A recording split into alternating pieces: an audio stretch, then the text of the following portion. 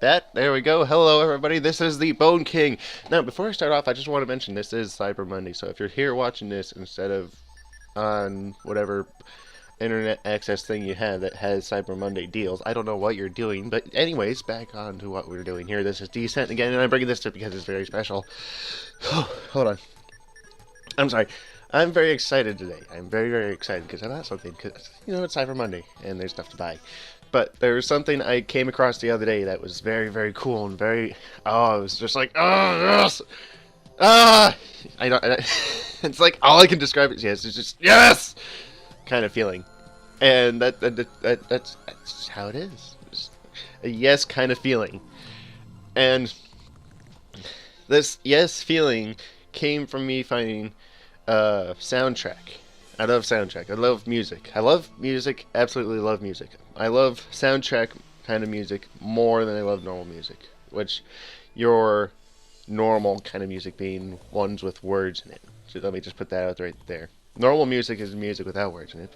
And I'm going to argue that point to the end of days. But I found the soundtrack and it was amazing and absolutely wonderful and charming and enchanting. And it was like, it was an absolutely wonderful experience to just listen to this music. And it's that way because just because the music itself pretty much told the whole story that there was to be told about the game it was about. And that's an amazing thing. And not to say, okay, yes, I know games have music in it, Minecraft has music in it, Halo has music in it, and all this music has been like remembered for ages or however long they've been out. But it's there, and that the fans and everyone else can be like, they can hear that song, and be like, yes, that is what that's from. That is, that instantly recognizable kind of thing. But I mean, I'm not saying that's bad kind of thing. It's not. It's not. It's good. It works for them. It's that this story, um, this music, the story it tells, is the whole story of the game. I feel, and haven't played this game. I don't know. I'm just going off the music. I can tell almost exactly what's going on in a game. In the game, I can tell almost exactly what's going on because of how the music is played and how the music goes and how it flows and the rhythms and beats and everything else that's about it. It's really well composed and pretty much compelled me to go out and buy said game today. I mean, promoting, Cyber Monday deals. Not a Black Friday person, not a Black Friday person. No. Uh, it's just too much. But, it, I mean, it cost me almost as much as the game did. Not saying that the game cost a lot, but still. It, it compelled me to buy the music for it because the music, even without the game, even without the context of whatever is going on there, on its own can stand up on its own pretty much and still deliver, the kind of experience music should be giving you, and that's emotions. You should be feeling emotions when you're listening to music. It's not, oh yeah, this is cool beat, yeah, yeah, cool, yeah, yeah, words. I know the chorus. I know the chorus to the song. I know the song. It's gives you emotions, and you can connect with the music and be like, oh my god, I know what it is saying at this certain point in time. And that's what this music does. It's very, very good emotional music, and it is very, very good at what it does. Did I thought I broke something here. Did I break something here? No, I did. Damn it. Sorry, I have a timer going on here because I'm not actually paying attention to what's going on in the recording. I know what's going on in the recording. It's just I, I can't like have that run and record the audio at the same time. So it's kind of problematic that I actually have to have the timer in my head and just go off that. But no, I'm really having to go off that's in my head and shoot. Um, can I just also say I found a whole bag of pixie sticks. a whole bag, and I've gone through half of it already. I'm probably gonna go through the other half before the day is out. Uh, all right, but no. I can't even remember where I was. I can't. But I don't know. Music is wonderful. Um, and the music for this game particularly is wonderful, and I'm gonna play it with you guys if you'd like.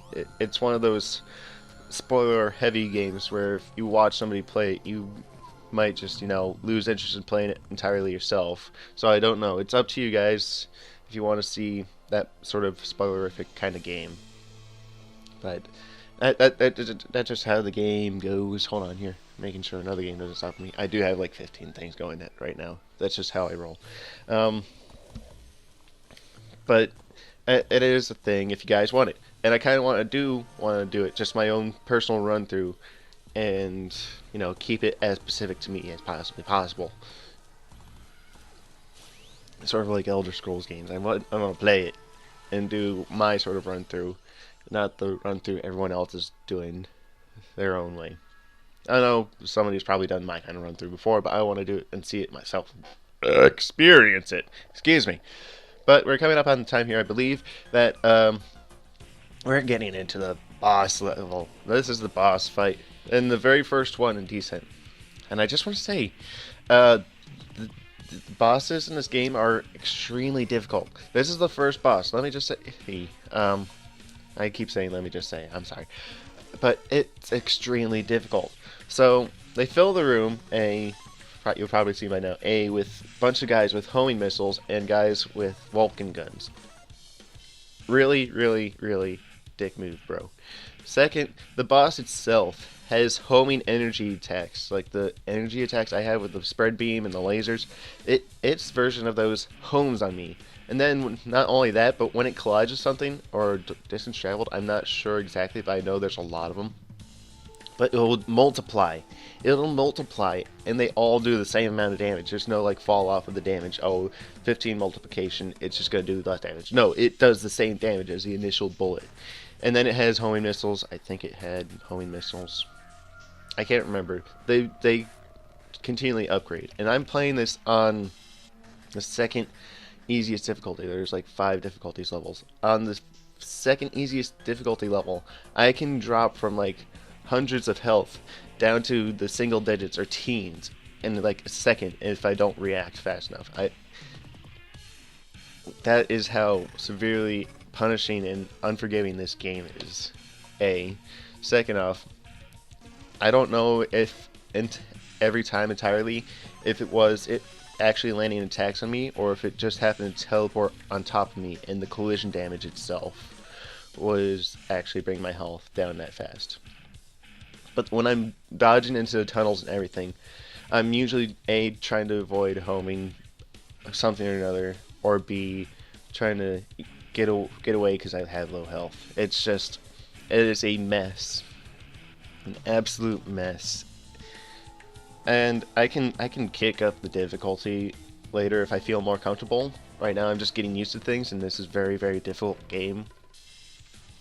What with auto leveling not being able to be turned off and having to stick to the keyboard because I can't get the controllers to work. It's an experience. It's very, very difficult experience. But the bosses are absolutely unforgiving. And I remember this from Descent 2 when I played it as a kid. The bosses were absolutely unforgiving. And I think I cut most of it out, but at some points you saw me in tunnels for a moment or two. I cut those down. Those were long moments of time where I was in the tunnel trying to aim out and firing missiles or something at them. That was a strategy I adopted as a kid because it would work. The boss would actually sort of wander in view of the exit there, and you could get a few shots off before getting utterly destroyed. But